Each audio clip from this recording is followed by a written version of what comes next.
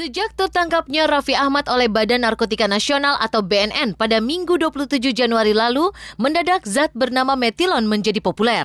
Zat yang merupakan derivat dari katinon itu memang memiliki efek yang konon lebih dari pil ekstasi.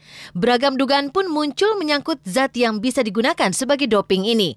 Jika seseorang yang tak lagi mengonsumsi zat adiktif ini, kabarnya akan memengaruhi staminanya, bahkan bisa membuat efek ketagihan. Kini tersiar kabar, semenjak Raffi ditahan oleh BNN, Raffi mengalami perubahan sikap yang biasanya ramah menjadi gelisah. Bahkan yang cukup mengejutkan lagi, di sebuah harian ibu kota memberitakan bahwa jutawan muda ini pernah melakukan percobaan bunuh diri. Benarkah Raffi mengalami depresi hingga sampai melakukan hal itu? Dan semalam hal tersebut dibantah secara tegas oleh Deputi Bidang Rehabilitasi Dr. Kusman Suryakusuma.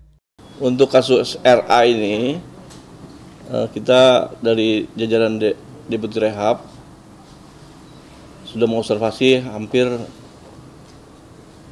9 hari dan saat ini jauh lebih baik daripada 2-3 hari yang lalu, karena terlihat cukup stabil emosinya, kemudian proses pikirnya juga udah mulai menerima lah. Jadi kalau ada yang menyatakan Raffi RA mau percobaan bunuh diri, ya itu bohong, nggak ada ya.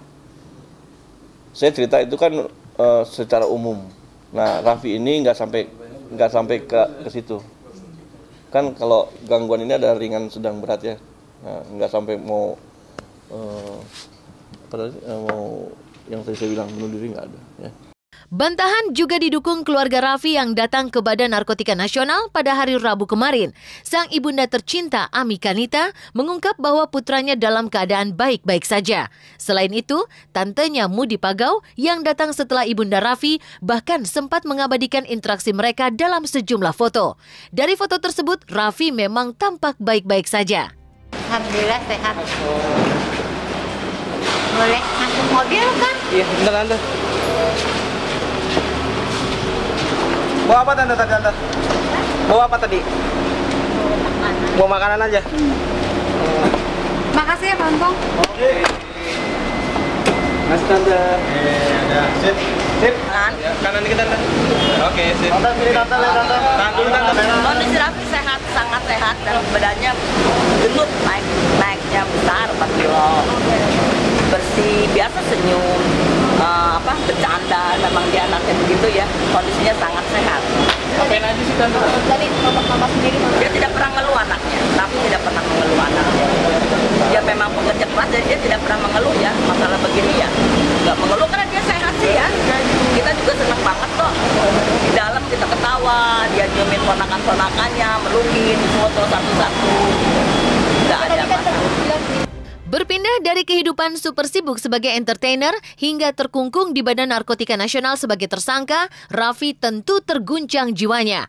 Walau Deputi Rehabilitasi dan keluarga mengungkapkan kondisi Raffi dalam keadaan baik-baik saja, tapi Wanda Hamidah yang pernah berinteraksi dengan Raffi di BNN mengaku bahwa siapa saja yang mengalami hal tersebut pasti akan terkena dampak psikis. Benarkah Raffi sempat alami depresi? Kalau ya siapa sih yang happy gitu, saya 3 hari aja di sana stresnya maksudnya luar biasa, gelisahnya gitu ya, apalagi Raffi yang memang belum ditentukan nasibnya gitu, jadi masih dalam proses pemeriksaan dan lain-lain gitu. Jadi kalau ditanya ya, tapi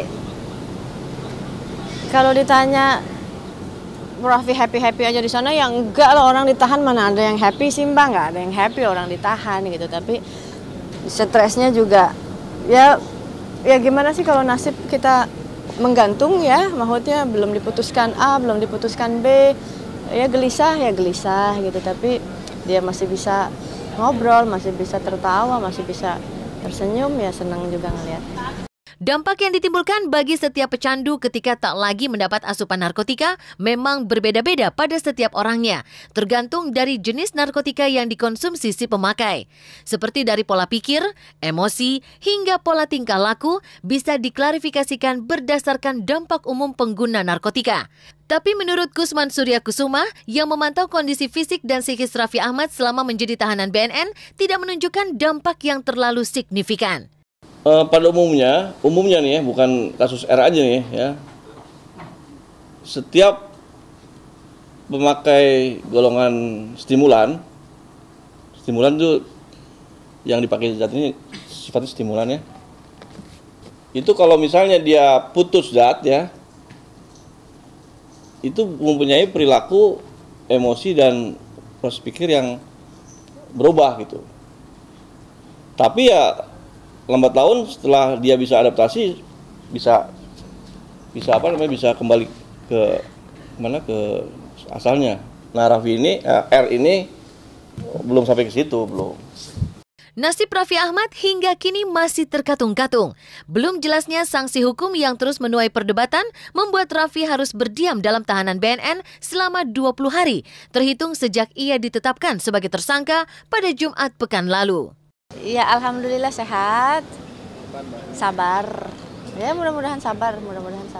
Ya harus dong. Maksudnya kalau memang kalau dia negatif tidak terbukti ya saya sangat ya alhamdulillah bersyukur berdoa gitu. Tapi kalau kemudian terbukti menggunakan ya ayo keluar sama-sama dari jerat narkoba gitu karena memang dunia ini kan rentan ya, dunia ini rentan narkoba di mana-mana mengancam, nggak cuma di dunia entertainment, di ganggang, di RT, di RW, di kecamatan, kelurahan, gitu, di sekolah, semuanya narkotika.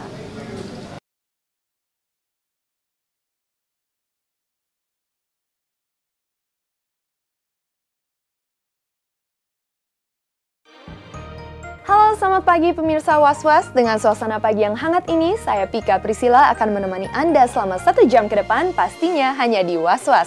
Selama menjalani penahanan di BNN, Raffi Ahmad dikabarkan sering mengigau menyebut nama mantan kekasihnya Yuni Syara. Pernyataan tersebut muncul atas pernyataan Farhad Abbas yang diakuinya didapat dari pihak penyidik. Tapi mengapa justru di berbagai media online ramai dikabarkan jika Raffi keberatan dengan pernyataan Farhad Abbas tersebut? Apa yang dikatakan Farhad Abbas tersebut adalah fakta, maka bagaimana status hubungan Raffi dengan Wanda? Wanda sendiri mengakui bahwa Raffi memang kerap menceritakan masalah pribadinya. Namun apakah hubungan mereka hanya sebatas teman curhat saja? Nah pemirsa, jangan kemana-mana karena berita yang kami sajikan bukan sekedar berita, sebab Anda patut was-was sebelum menyaksikan Was-Was.